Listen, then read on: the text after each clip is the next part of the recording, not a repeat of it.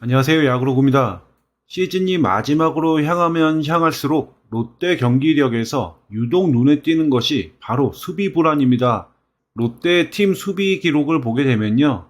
실책수는 리그 9위, 수비율도 리그 9위, 수비 관련 득점 기여는 리그 10위입니다.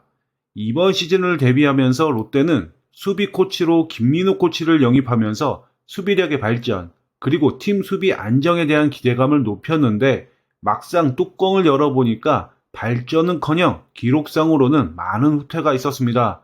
이런 현상이 발생하는 데 있어서 단단히 큰 몫을 차지한 것은 바로 오늘 이야기할 유격수 포지션이기도 하고요. 자체적으로 주전 유격수를 키워내지 못하다 보니까 외국인 유격수도 썼었고요.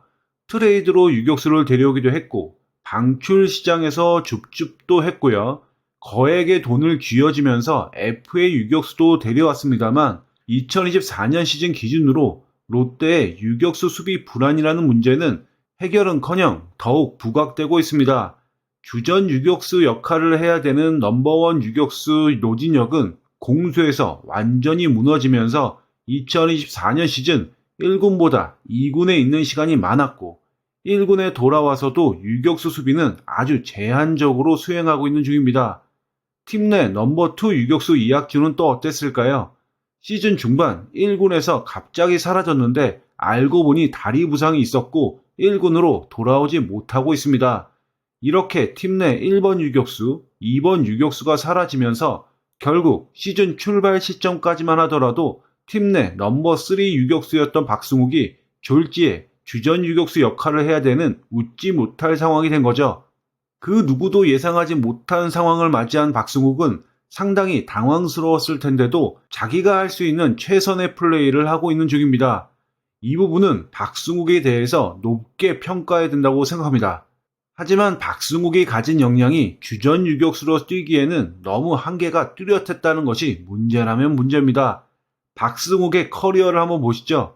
본격적으로 1군에서 활약한 2016년 시즌부터 박승욱의 유격수 수비 이닝을 나타낸 건데요. 2017년에 443이닝을 유격수로 뛰었는데 이후 꾸준히 유격수 수비 이닝이 줄어들었습니다. 2021년에는 유격수로 단 1이닝도 뛰지 않았었습니다.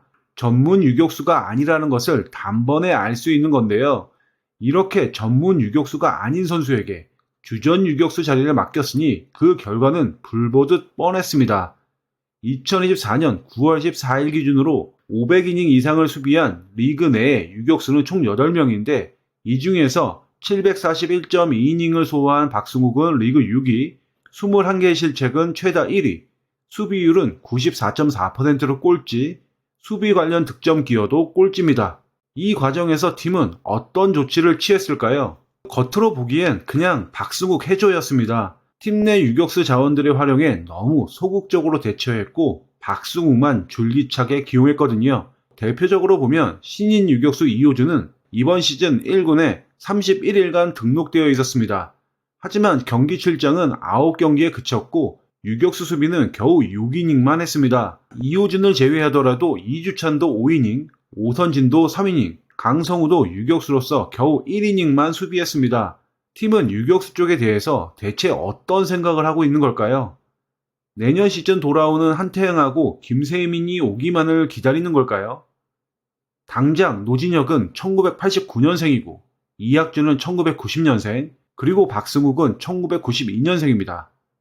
롯데 수비, 특히 롯데 유격수만 생각하면 참 답답하기 그지없습니다. 이상으로 방송 마칩니다. 감사합니다.